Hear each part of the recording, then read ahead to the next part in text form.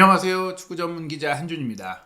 한국 축구의 차세대 스타 배준호 선수가 2024-2025 시즌 잉글랜드 챔피언십 무대에서 5번째 어시스트를 기록하며 도움왕 경쟁 선두에 올라섰습니다. 최근 2경기 연속 어시스트를 기록하면서 연패와 무승의 늪에 빠져있던 스토크시티를 구해내는 해결사 역할을 하면서 이제는 잉글랜드 2부 리그 무대가 좁다, 프리미어리그급의 실력을 자랑하고 있는데요. 또한 간밤에 열린 프리미어리그 11라운드 경기에서는 펩 과르디올라 감독이 지도자 경력 역사상 처음으로 4경기 연속 패배를 당하는 충격적인 사건도 벌어졌습니다. 영국 언론들이 배준호 선수의 활약에 대해서 어떻게 반응했고 또 평가했는지, 맨체스터 시티의 위기에 대한 평가와 반응은 어떤지 현지 소식 총정리해드리도록 하겠습니다. 배준호 선수가 선발 출전에 풀타임을 소화한 스토크시티가 2024-2025 시즌 잉글랜드 챔피언십 밀월과의 16라운드 경기에서 1대1로 비겼습니다. 아쉽게 승리하지는 못했지만 0대1로 끌려가던 경기, 배준호 선수가 결정적인 도움을 기록하면서 1대1 무승부를 이끌어냈고요. 또 이 장면 외에도, 도움 외에도 경기 전체를 주도하고 또 압도적인 개인 퍼포먼스를 보이면서 맨시티도 탐낼만한 재능이 아닌가라고 생각이 될 정도로 인상적인 플레이를 펼쳤습니다. 맨시티는 지금 많은 부상자가 속출하면서 어려운 시즌을 보내고 있죠. 카라바오컵 16강전 토트넘과의 경기 1대2 패배를 당한 것이 시즌 첫 번째 패배였는데, 그 이후 본머스와의 프리미어리그 10라운드 경기 1대2 패배에 이어 UEFA 챔피언스리그 스포르팅 리스본과의 원정 경기 1대4 완패, 그리고 바로 11라운드 이번 주말에 열린 브라이튼 앤 호브 알비온과의 프리미어리그 경기도 1대2로 역전 패배를 당하면서 3개 대회에 걸쳐 4경기 연속 패배를 당했습니다. 먼저 배준호 선수의 활약상부터 살펴볼 텐데요. 최근 굉장한 어시스트 능력을 뽐내고 있죠. 지난 10월 월드컵 예선 일정에서 요르단과의 원정 경기 2대0 승리를 이끄는 과정 속에 오현규 선수의 대표팀 데뷔골을 어시스트했고, 이어서 이라크와의 홈경기 3대2로 승리하는 과정에는 오세훈 선수의 대표팀 데뷔골을 어시스트하면서 대표팀의 데뷔골 브로커 아니냐, 이런 흥미로운 또 재미있는 농담도 들었는데요. 이 2개의 어시스트가 소속팀 스토크시티로도 이어졌습니다. 더비 카운티의 2대1로 승리하는 과정에 코너킥으로 본인의 시즌 4호 도움을 기록했는데요.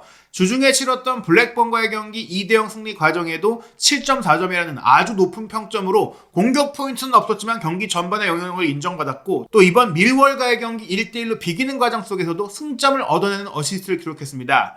앞서 말씀드린 대로 스토크시티가 노리치 시티와 1대1 무승부, 또 브리스톨 시티와 2대2 무승부, 셰필드 유나이티드의 0대2 패배를 당하면서 무승의 늪에 빠져 있다가 배준호 선수의 결정적인 어시스트 능력이 살아나기 시작하면서 11월 들어 더비전 승리, 블랙번전 승리 등 2연승에 이어 이번 경기 무승부까지 하면서 무패로 승점을 얻고 순위를 끌어올리고 있는데요. 배준호 선수는 오른발잡이로 양발을 두루 잘 쓰지만 기본적으로 처진 공격수 내지 왼쪽 측면에서 가운데로 접고 들어오는 인버티드 윙어로서 가장 잘 활약을 합니다. 스토크시티의 왼쪽 측면 공격수 등번호 10번을 달고 활약하고 있는데요. 최전방 공격수인 토마스 캐넌의 뒤에서 프리로를 거의 소화하고 있다고 보시면 될 것 같아요. 왼쪽 풀백인 에릭 보카스 선수가 많이 올라오면 배준호 선수는 사이드를 기반으로 안쪽으로 들어와서 앤드류 모란 선수와 연계하거나, 또 이 선수가 커트아웃으로 이동하거나 수비를 커버해주면 그 이성 영역을 자유롭게 누비고 있는데, 이번 경기 결정적인 동점골을 넣은 주장 벤 깁슨 선수가 소파스코어 통계 기준 7.8점으로 가장 높은 평점 경기 최고의 선수로 선정이 됐지만, 이 골을 어시스트한 배준호 선수도 7.3점, 스토크시티 선수들 중에서 두 번째로 높은 평점이자 단 2명밖에 없는 평점 7점대의 평가를 받았고, 양팀 선수 전체를 통틀어서도 평점 2위를 차지할 정도로 높은 영향력을 보였습니다.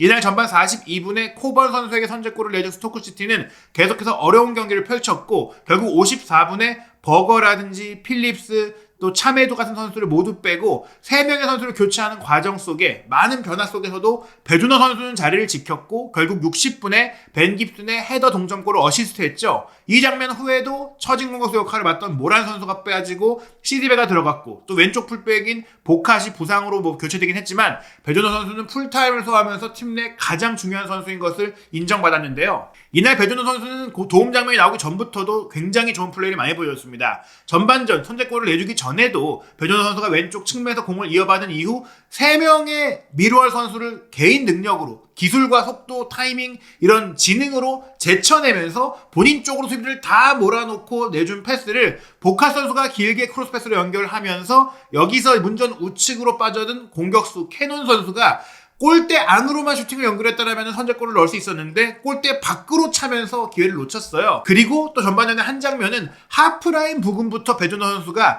단독 드리블 돌파로 역시 여러 명의 미러 선수를 막 흔들어내더니 왼쪽으로 돌파한 척하면서 공을 역방향으로 상대의 무게중심을 끌어놓고 툭 차놓고 열린 공간 또 두세 명의 미러 선수가 온몸으로 육탄 방어를 하는 상태에서도 골문 왼쪽 하단 구석을 정확하게 노린 오른발 슈팅을 시도했는데 골키퍼의 선방 때문에 득점하지 못했습니다. 이번 시즌 정말 좋은 기회를 많이 만들고 있고 좋은 돌파, 좋은 슈팅도 많이 때리고 있지만 이 슈팅의 세기가 조금 아쉽기 때문에 득점이 없는 배준호 선수인데요. 그래도 이 유려한 드리블은 과거 볼튼 시절 부상당하기 전에 이청용 선수를 연상케 하고 또 가운데로 접고 들어오면서 과감하게 툭툭 전진 드리블을 하는 모습은 손흥민 선수를 연상케 하기도 하고 또 지능적인 오프더볼 움직임은 이재성 선수를 연상시키니까 그야말로 한국 축구의 신인류다. 선배들의 많은 장점들을 익혀서 그 플레이를 잉글랜드 무대에서 선보이고 있는데 아쉽게도 이 결정력, 슈팅력, 마무리하는 이 능력 골대 안으로 슈팅은 잘 보내는데 세기가 좀 아쉬운 부분들만 좀 보강한다면 정말 손흥민 선수의 뒤를 이을 최고의 프리미어리그 스타가 될 수 있다는 기대감을 보이고 있습니다. 손흥민 선수 역시 정교한 크로스 능력을 통해서 한때는 토트넘의 전담 코너키커로도 활약을 했었는데 올 시즌에 배준호 선수가 이 스토크시티의 전담 프리키커이자 코너킥 담당자로 세트피스 전문가로 활약하고 있거든요.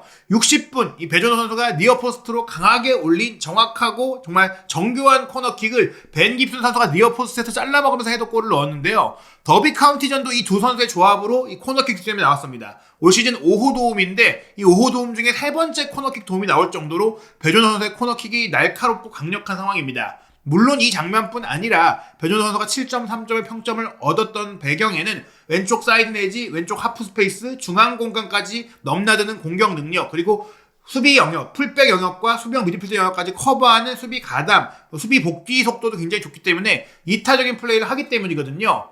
이날 풀타임을 소화하면서 1개의 도움을 기록했고 그 과정 속에 또 3개의 키패스를 만들었고 그 중에 하나는 빅찬스였던 배준호 선수였는데요. 공격 과정에서 굉장히 풍부한 활약을 펼쳤어요.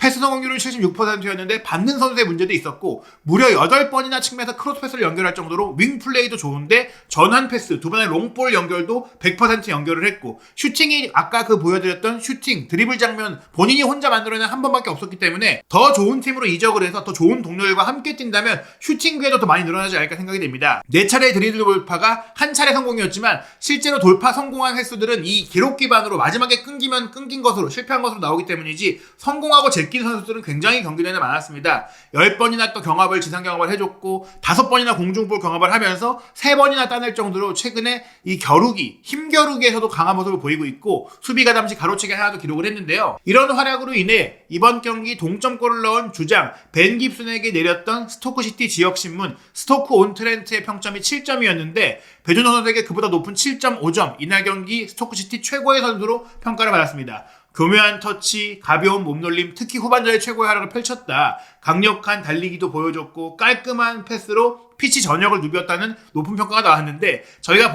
조였던 장면들이 전반전에 나왔는데 후반전에도 이런 유려한 플레이가 많았다라는 설명입니다. 이번 경기 5번째 도움을 기록한 배준호 선수는 현재 챔피언십에서 공동 도움 1위에 올라 있습니다. 미들즈보로의 아자드 선수, 노리시티의 도일 선수, 그리고 웨스트브롬의 펠로우스 등 꽤 많은 선수들이 도움 5개를 기록하고 있긴 해요. 밀프리드 용초 같은 정말 리즈 유나이티드의 스타 선수도 5개의 도움, 미국 대표 선수인 조시 사던스도 5개이긴 하지만 지금 배준호 선수가 팀 내에서 보이고 있는 영향력, 팀의 수준을 생각한다면 인상적인 기록입니다. 스토크시티가 최근 배준호 선수의 활약을 통해서 리그 순위를 13위까지 끌어올렸는데요. 아직 승격권까지는 거리가 멀지만 배준호 선수의 활약 여하에 따라서 배준호 선수가 만든 기회를 계속해서 동료들이 살려주고 또 배준호 선수 본인의 득점도 터지기 시작한다면 앞으로 남은 많은 경기 안에서 어떤 일이 벌어질지 모른다고 할 수 있겠습니다. 손흥민 선수에겐 아직 몸 관리가 좀 필요한 상황이기 때문에 이번 11월 월드컵 예선전 손흥민 선수가 복귀하긴 했지만 배준호 선수가 출전 시간을 나눠 가지면서 손흥민 선수의 부담을 덜어줄 필요가 있는데요.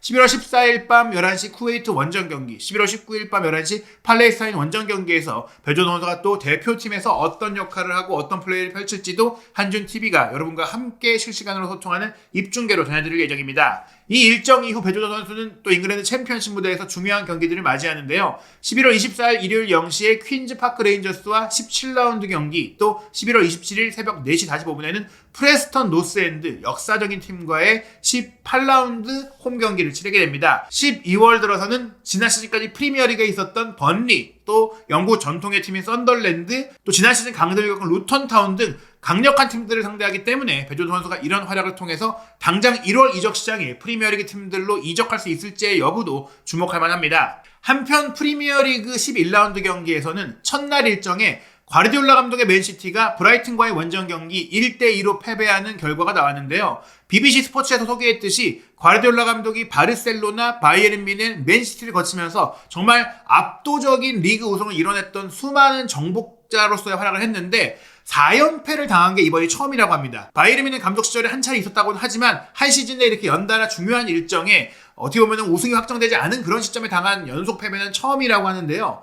브라이튼과의 경기가 충격적인 것은 이전에 당했던 카라바오컵 패배라든지 스포르팅 리스본과의 경기가 체력적인 소진이라든지 또 주전을 뺐다든지 이런 문제들이 있었고, 또 경기 내용상으로는 맨시티가 주도했다라는 면들이 있었는데 이번 경기는 비록 점유율은 60%로 맨시티가 앞섰지만 기대 득점이 브라이튼이 2.26골, 맨시티가 2.16골, 물론 슈팅 숫자는 15대10으로 맨시티가 앞섰지만 경기 내용상으로도 브라이튼이 확실하게 이길 만한 상황이었다는 점에 있어서 과르디올라 감독의 맨시티가 이제는 그의 왕조가, 맨시티의 왕조 시대가 끝난 게 아니냐는 얘기가 나오고 있는 것입니다. 전반 23분에 홀란 선수의 선제골이 나오고도 역전패를 당했다는 점도 충격적인데요. 맨시티가 전반전은 주도했지만 후반전 들어 급격한 체력 저하를 겪기도 했었고, 공격 위협도에 있어서도 브라이튼이 후반전 내내 훨씬 더 좋은 모습을 보였기 때문에 이길 자격이 있었다. 게다가 후반전 시작과 함께 이 브라이튼의 31세 어린 감독 휘르첼러 감독이 중앙 미드필더 발레바를 투입했는데 이 선수가 또 득점 과정에 관여를 했고, 후반 12분인 57분에는 오라일리를 투입했는데 이 선수가 또 득점을 기록을 했고, 또 후반 20분인 65분에 그루다와 조앙 페드로를 나란히 투입했는데 또 페드로가 득점을 했거든요. 78분 페드로의 동점골, 83분 또 페드로의 도움에 이은 오라일리의 득점 등 교체 투입한 선수들이 동점골, 역전골을 만들어냈다는 부분들도 휘르첼러 감독의 전술 전략과 용병술이 과르디올라 감독을 상대로 효과를 냈다고 볼 수 있는데요. 물론 맨시티는 지금 부상자로 인한 타격이 굉장히 큽니다. 이날 선발 명단도 혼란이 최전방에 배치됐지만 왼쪽 측면에 그릴리시와 도쿠가 모두 부상 중인 가운데 또 한 번 중앙 미드필더인 마테우스 누네스가 측면 공격수로 뛰었고요. 오른쪽 측면에는 사비뉴가 그나마 부상에서 회복해서 뛰고 있지만 경기력이 온전치 않고, 두 명의 중앙 미드필더 자리도 비록 이날 후반전에 케빈 더브라이너가 부상에서 회복해서 뛰긴 했지만, 베실바도 뛰긴 했지만 체력적인 어려움들을 겪고 있는 가운데 귄도안과 필포든이 선발로 나왔고 둘 다 그리 좋은 활약을 펼치지 못했습니다. 로드리의 시즌아웃 부상 타격이 굉장히 큰데요. 그나마 이날은 마테오 코바치치가 혼란의 골을 이끌어내면서 좋은 공격력을 보이긴 했지만 로드리가 갖고 있던 경기의 안정성, 수비 커버 능력이라든지 경기 전체의 템포를 조율하는 면들을 보여주지 못했어요. 가장 큰 문제는 수비 라인에 있습니다. 지금 후벤 디아스도 부상으로 이탈해 있고 아칸지도 몸 상태가 좋지 않고 네이선 아케도 지금 뛰기 어려운 상황이다 보니까 왼쪽 풀백으로 오른쪽 자원인 리코 루이스를 배치하고 있고, 센터백에 그바르디올과 유스팀 선수인 심슨 푸시 선수를 배치했고, 오른쪽 풀백으로 계속해서 30대 중반의 나이인 카일 워커가 뛰고 있는데 카일 워커가 이 빡빡한 일정 속에 로테이션 가동도 안 되다 보니까 점점점 경기력이 떨어지고 수비적인 문제를 드러내고 있거든요. 세계적인 스포츠 웹진 디 애슬레틱 역시 맨시티의 문제는 부상자 속출로 인해 삐걱거리는 수비라고 이야기를 했는데요. 맨시티가 트래블 우승을 달성하던 당시에는 팀이 어려운 상황, 신체적으로 힘든 상황, 컨디션이 시즌 전체를 놓고 봤을 때 떨어질 시점들이 있는데 그럴 때마다 수비적으로 백포가 대인 수비에서 위기를 또 능력적으로 개인적인 힘으로 커버하는 상황들이 나오면서 고비를 넘겼는데, 올 시즌의 맨시티는 특히나 수비적인 문제가 많이 나오고 있고 워커의 개인적인 실력까지도 문제가 되고 있다. 맨시티 선수들이 온몸을 던지면서 의지를 보이긴 했지만 몸이 따라주지 않는 모습들도 많이 나오면서 무너졌다라고 했는데요. 그 과정에는 말씀드린 대로 너무 많은 수비수들, 너무 많은 윙어들이 부상으로 빠지면서 빡빡한 일정들 속에서 집중력과 체력이 모두 떨어지고 있는 문제입니다. 게다가 19살에 불과한 자마이 심슨 푸시가 경기를 뛰고 있는데 카라바오컵은 몰라도 챔피언스리그, 프리미어리그의 중요한 원정 경기에 뛴다는 것은 결국에는 허점을 도려낼 수밖에 없다라는 것인데요. 이날 맨시티는 전반 23분 코바치치가 중앙지역에서 탈압박을 하면서 날카로운 스루 패스를 혼란에게 배달해줬고 혼란이 2명의 브라이튼 수비가 쫓아오고 달라붙음에도 불구하고 힘으로 이겨내면서 슈팅까지 가져갔어요. 이 슈팅을 물론 골키퍼가 선방하는 상황이 나왔지만 튕겨 오른 공을 끝까지 집중한 혼란이 밀어 넣으면서 맨시티가 1대0으로 앞서갔거든요. 하지만 이 장면 이후 전반전에 추가골을 넣지 못한 맨시티는 후반전의 경기력이 완전히 떨어졌습니다. 그런 가운데 브라이튼이 맨시티의 수비 뒷공간을 절묘하게 흔들어 놓고 문전에서도 많은 숫자를 투입시키면서 교란시키면서 이 우당탕탕골을 성공시켰는데요. 78분 주앙 페드로의 동점골은 센터백인 반 헤케 선수가 왼쪽 사이드 뒷공간으로 빠져드는 미토마에게 강하고 정확한 대각선 롱패스를 보냈고 미토마가 이 공을 받아서 오른발 아웃프론트 크로스로 허를 찌르는 문전 침투를 이뤄냈는데 이 1차 패스를 맨시티 수비가 차단하긴 했지만 흘러나온 공에 대한 반응이 또 맨시티 선수들이 늦었어요. 특히 워커가 미토마를 완전히 놓쳤죠. 워커의 뒤를 뚫어낸 미토마가 다시금 문전 중앙으로 공을 연결했고 특히 이날 힘있게 무력하게 맨시티 센터백들을 제압했던 웰백이 이 공을 버텨내면서 지켜냈는데 3-4명의 선수들이 엉켜있을 때 흐르는 공을 주앙 페드로가 낚아채서 밀어넣기 슈팅을 가져갔는데 이때 맨시티 선수들이 몸이 좀 반응하지 않고 경직되고 이 순발력이 안 나오는 상황 속에서 실점했습니다. 83분 같은 경우에는 중앙 미드필드인 발레바의 기점 패스를 웰백이 전방에서 등진 채 이어받았고 리턴 패스를 주앙 페드로에게 내주면서 뒷공간으로 빠져들어갔는데 여기서 주앙 페드로가 가운데로 공을 접고 들어오면서 3자의 움직임으로 수비 뒷공간으로 침투했던 오라일리에게 스루 패스를 줬어요. 웰백 쪽으로 모든 수비가 몰려있던 맨시티 수비수들은 오라일리를 놓쳤고 오라일리가 수비 뒷공간으로 빠져들어가서 골키퍼와의 1대1 상황을 침착하게 마무리하면서 2대1을 만든 것입니다. 맨시티가 항상 전반기보다 후반기에 강한 모습을 보여왔던 팀이라고 하지만 과르디올라 감독 본인도 우리가 과거에 특히 본인이 부임 첫 시즌에는 공격과 수비가 안 좋았던 시기와 좀 비슷한 느낌이 있다라고 얘기를 했어요. 그러나 디애슬레틱은 올 시즌의 문제는 중원에서까지도 경기력이 안 좋다. 즉 공격, 수비뿐 아니라 미들까지 안 좋기 때문에 이런 경기력이라면 지금 또 아르네 슬롯 감독의 리버풀이 너무나 좋은 시즌을 보내고 있기 때문에 이제는 우승을 연속으로 이루지 못할 것이다. 지난 시즌까지 4연속 우승을 했는데 5연속 우승은 없을 것이다 라고 이야기하고 있습니다. 물론 최근 4연속 패배 과정 속에 리그에서의 패배는 2번밖에 안 되고 아직 11월이기 때문에 많은 경기가 남아있고 승점차를 좁힐 수 있는 기회들이 있겠지만 또 부상자들이 속속 돌아올 거고 이번 경기에는 더브라이너도 돌아오긴 했지만 결국 발롱도르 수상자인 로드리가 시즌아웃 된 것, 로드리의 공백을 메우지 못하고 있는 경기 전반적인 안정성 문제가 지금 벌어진 승점차를 고려한다면 후반기에 아무리 맨시티가 살아나도 우승을 이루긴 어려울 거라고 얘기를 했고요. 과르디올라 감독 본인도 그에 대해 인정을 하면서 우리가 최근 7년 사이에 6번이나 프리미어리그 우승을 했기 때문에 아마 1년 정도는 다른 팀들도 우승할 자격이 있다. 뭐 이렇게 얘기하면서 우승 못해도 그게 꼭 우리가 못했다기보다는 다른 팀들이 잘할 수도 있는 것이다. 우리도 한 번은 좀 주춤할 수 있는 것이다. 좀 이렇게 얘기를 했어요. 하지만 과르디올라 감독 이제 11월 A매치 휴식 기간 동안 10일 동안 반성하겠다. 머리를 비우고 또 선수들이 건강하게 돌아오는 것을 기다리면서 좋은 경기력을 좀 보여주도록 노력하겠다 이런 얘기를 했습니다. 분명히 많은 부상자가 있는 부분들의 타격이 있지만 그래도 우리가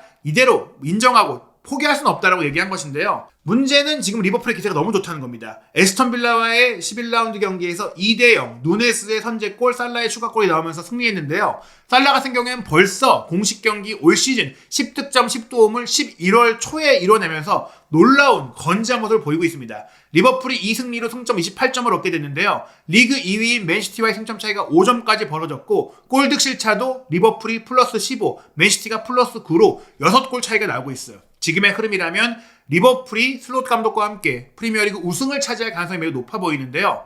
현재 끝난 11라운드 경기 결과를 살펴보면 김지수 선수가 결장한 브렌트포드가 본머스의 3대2 승리로 최근 상승 흐름을 이어가고 있고 크리스탈 팰리스는 플럼과의 홈경기 0대2 패배로 또 한 번 또 강등권으로 떨어질 수 있는 굉장히 위험한 상황을 맞이하게 됐고요. 웨스트햄과 에버튼은 0대0으로 비겼고 황희찬 선수가 부상에서 돌아왔지만 아직 명단에 들지 못한 울버햄튼은 마테우스 쿠냐의 맹활약 속에 사우스햄튼의 2대0의 승리를 거뒀습니다. 그리고 브라이튼이 맨시티의 2대1 승리, 리버풀이 에스턴 빌라의 2대0으로 승리했는데요. 오늘 밤에 또 큰 경기들이 있죠. 11월 10일 일요일 밤 11시 맨유 대 레스터시티, 노팅엄 대 뉴캐슬, 토트넘 대 입스위치의 경기가 열리고 최대 빅매치로 첼시와 아스날의 런던 더비가 11월 11일 월요일 새벽 1시 30분에 킥오프합니다. 토트넘은 이번 입스위치와의 경기를 이길 경우 만약 첼시가 아스널에 승리하지 못한다면 최대 5위까지 치고 올라갈 수 있기 때문에 입스위치와의 경기 꼭 승리가 필요한데요. 이 경기 손흥민 선수의 선발 출전이 예상되고 있는 가운데 과연 어떤 경기가 펼쳐질지 한준TV가 이 경기는 경기 킥오프 1시간 전부터 여러분과 실시간으로 소통하는 라이브 방송 입중계로 전해드릴 예정이니까요. 한준TV 구독, 좋아요, 알림 설정으로 토트넘과 입스위치의 경기 실시간 소식과 경기 후 분석, 현지 반응, 손흥민 선수에 대한 모든 소식들 놓치지 않으시기 바랍니다.